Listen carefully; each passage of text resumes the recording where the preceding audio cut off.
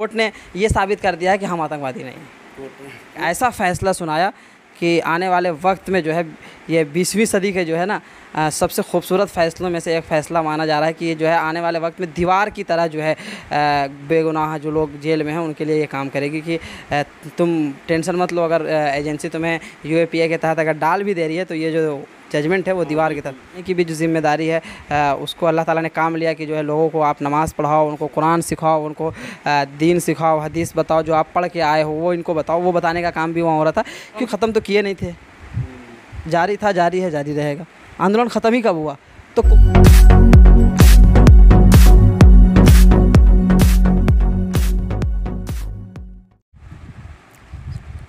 नमस्कार, मैं आपके साथ एमडी नासिर और आप देख रहे हैं यार न्यूज़।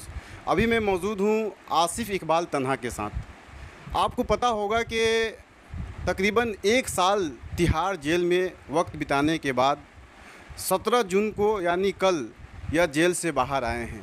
इनके ऊपर ये आरोप लगा था कि CAA के विरोध में ये लोग प्रोटेस्ट कर रहे थे और दिल्ली जो दंगा हुआ था उससे रिलेटेड इनके ऊपर UAPA के तहत एक मुकदमा दर्ज कर इनको जेल में रखा गया था।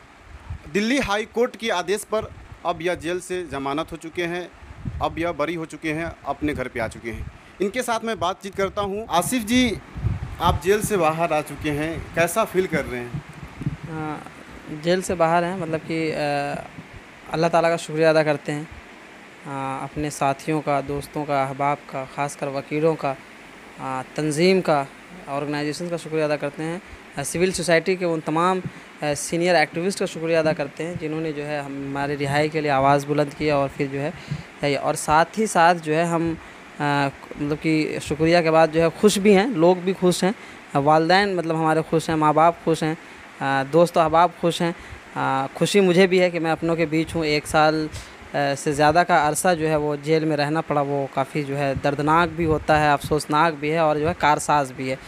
मतलब कि काम भी करने को मिला, सीखने को भी मिला, लेकिन कहीं ना कहीं अफसोस भी था कि अच्छा जेल में है, जेल में एक अलग तरह के हालात होते हैं, अलग तरह के सिचुएशंस होते हैं। लेकिन ये है कि अब बाहर हैं और शुक्रिया है और अल्लाह तबारक व तआला का, और खुशी है कि ये हुआ कि आपके ऊपर ये आरोप लगता है कि आप लोग आतंकवादी का जैसे कुछ गतिविधि किए थे, दिल्ली हिंसा में आपके ऊपर इस तरह का आरोप लगता है, कैसे उस आरोप को देखते हैं? नहीं, सबसे पहली बात तो ये है कि हम कभी जो है आतंकवादी तो हम हैं, क्योंकि मेरा नाम आसिफ इकबाल तन्हा है, ठीक है। तो अगर आप नहीं भी हैं, अगर आप एज अ मुसलमान हैं तो आपको जो है आतंकवादी कह दिए, कब कौन कह देगा भरोसा नहीं है।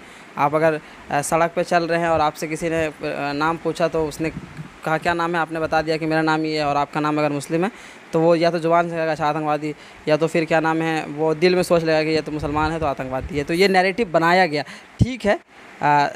हम आतंकवादी हैं या नहीं हैं इसका फ़ैसला जो है कोर्ट करेगी, और कोर्ट जो फैसला क्या आता है देखेंगे। अब तक जो है अगर आतंकवादी होते तो आतंकवादियों को जिनको ये आतंकवादी कहते हैं वो 9-9, 10-10 साल से जो है जेल में हैं, और वो हैं या नहीं है ये कोर्ट साबित करेगी। लेकिन कोर्ट ने ये साबित कर दिया है कि हम आतंकवादी नहीं हैं। कोर्ट ने साबित कर दिया, लेकिन जो आपके विरोधी है वो लगातार आपके ऊपर ये इल्ज़ाम लगाते हैं कि ये लोग आतंकवादी है। नहीं, ये कह रहे हैं कि इन्होंने आतंकवादी गतिविधि यानी कि ऐसा काम किया जिसको आतंकवाद कहा जाए। मैंने उनसे पूछा था ये सवाल कि आखिर कैसे आप मुझे मतलब कि विरोध प्रदर्शन करना, सड़क पे आना, सवाल पूछना सरकार से, ठीक है, उनकी गलत नीतियों पे आवाज़ उठाना क्या आतंकवाद है? तो कहा कि नहीं, ये आतंकवाद नहीं है, इसका राइट्स तो कॉन्स्टिट्यूशन देता है, freedom of speech, freedom of protest, right to protest, इस सारी चीज़ें जो है वो कॉन्स्टिट्यूशन से और जो है संविधान जो है इसकी इजाज़त देता है। तो मैंने कहा फिर आप क्या है? बोला फंडिंग हुई है, फंडिंग के बिना पे हम आपको ये कह रहे हैं कि आतंकवादी। मैंने कहा मैं ये कहता हूँ कि ठीक है, आप हमारे सारे अकाउंट्स हैं आपके, सब कुछ बैंक आपका है, पूरा डिपार्टमेंट्स आपके हैं, मतलब कि हुकूमत आपकी है, आप चेक करवा लीजिए हमारे अकाउंट में कितने पैसे आए, या मैं किन से कितना कैश लिया, या मेरे घर पे जाके आप रेड करवा लें, मेरे घर पे जो है आप देख लें क्या नाम है कि मेरे वालिदैन के अकाउंट्स में या किसी भाई बहनों के अकाउंट्स में कितने पैसे आए, तो आप उसको चेक करवा लीजिए।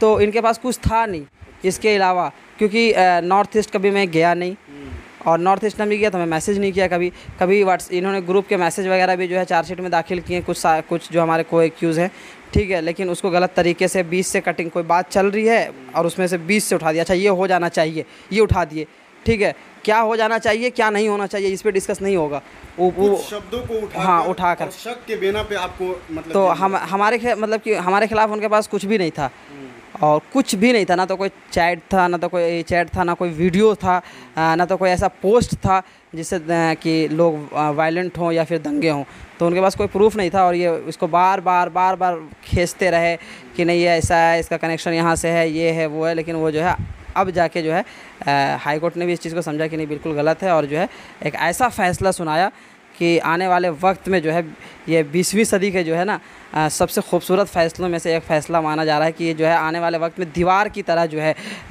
बेगुनाह जो लोग जेल में हैं उनके लिए ये काम करेगी कि तुम टेंशन मत लो, अगर एजेंसी तुम्हें यूएपीए के तहत अगर डाल भी दे रही है तो ये जो जजमेंट है वो दीवार की तरह। जिस तरह से लोगों में एक डर था कि यूएपीए के तहत किसी को अगर जेल में डाल भी दी जाती है तो एक मतलब कि डर था कि पता नहीं हमें हमको जमानत मिलेगी या नहीं मिलेगी, हम रिहा होंगे या नहीं होंगे, एक लोगों में डर था। लेकिन दिल्ली हाई कोर्ट के फैसले के बाद आप लोग जैसे बाहर आए हैं तो लोगों में एक उम्मीद जगा है, नहीं हम बाहर भी आ सकते हैं, लोकतंत्र भी जिंदा है। और बोल दिया जिहादी बोल दिया, दंगाई बोल दिया, देशद्रोही बोल दिया, डजंट मैटर, ठीक है तुम्हें जो चाहिए वो बोल लो। लेकिन मैंने ऐसे लोगों को भी देखा है जो शुरू में मुझे जिहादी और क्या नाम है आतंकवादी और देशद्रोही बोले, और बाद में जब मैंने उनसे बात की, जब मेरा व्यवहार, जब उनसे मिलना जुलना हुआ, तो फिर वो जो है आते वक्त जब मैं आने लगा तो उनकी आंखों में आंसू थे। तो ऐसे भी लोगों को मैंने पलटते हुए देखा है, तो मैं उनके लिए भी दुआएँ करता हूँ कि अगर अपने रब से कि जो है उनके ज़िंदगियों में भी जो है वो आसानी फरमाएं और कि वो जो है अपने रिहा हो। और फिर जो है कल हम लोग देख रहे थे एनडीटीवी, तो वहाँ पे आप जिक्र कर रहे हैं कि आपको शुरुआती दिनों में जब आप स्टार्टिंग में गए जेल में तो आपको पीटा गया, आपके ऊपर जुल्म किया गया, इस तरह से भी किया गया? देखिए ठीक है, वो शुरुआती दिन थे, शुरू के 14 दिन थे, उसमें कुछ जुल्म तशद्दुद हुए, ठीक है। अब उसको बार बार बयान करना जो है अच्छा नहीं लगता है। और जेल के लोगों, अगर मैं ही बोलूँगा तो जो और लोग हैं जो ये थोड़ा बहुत सोचेंगे कि लाओ अब मैं काम करना चाहूँ, मुझे भी वो भी आके जो है हक और इंसाफ की आवाज़ उठाएं। लेकिन जब ये हमारे वाक़या ये सब सुनेंगे कि जेल में मार होते हैं या फिर वो डर के नहीं आएंगे, तो मैं ये नहीं चाहता हूँ कि ऐसा कुछ नहीं है। ठीक है, शुरुआती परेशानी है, उनको बर्दाश्त करना पड़ता है, झेलना पड़ता है थोड़ा बहुत। यहाँ तो वो तो बहुत कम मुझे मतलब कि वहाँ पे किया गया फ़िज़िकल जो है असॉल्ट जो है, हाँ फ़िज़िकल असॉल्ट मुझे बहुत कम किया गया। लेकिन जो है जामिया में जब ब्रुटलिटी हुई 15 दिसंबर को 13 दिसंबर को, वो तो बहुत वहाँ का जो था वो बहुत थोड़ा था, ये तो बहुत ही ज़्यादा था। हमने इसको बर्दाश्त कर लिया तो वो तो बहुत छोटा था। आप जेल से बाहर आते फिर से आप आंदोलन शुरू कर दिए, बोल रहे हैं कि आंदोलन जारी रहेगा, मतलब कि क्या ज़रूरत है इसकी फिर जेल से आने के बाद? देखिए आंदोलन ख़त्म तो किए नहीं थे,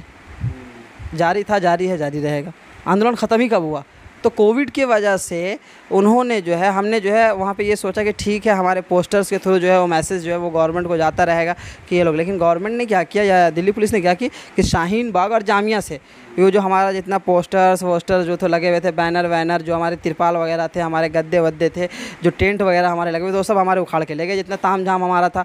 अब क्योंकि हमने तो उसको ख़त्म नहीं किया, वो ले गए, लेकिन हम कोविड की वजह से, क्योंकि इतनी मतलब महामारी था, लोगों को खाना मुयस्सर नहीं था, लोग अपनी ज़िंदगी से लड़ रहे थे, तो ऐसी सिचुएशन में भी ये नहीं था कि हम सड़कों पे बैठे रहें, तो मजबूरी है, फिर हम उसका विरोध नहीं किया। ठीक है, वो सामान ले गए हैं जो हमारा ताम झाम था, लेकिन विरोध प्रदर्शन तो ख़त्म नहीं हुआ था। ना तो शाहीन बाग ख़त्म हुआ, ना तो जामिया ख़त्म हुआ, ना तो पूरे इंडिया में जहाँ जहाँ आंदोलन हो रहे थे अगेंस्ट CAA NRC, वो ख़त्म नहीं हुआ है और ना होगा।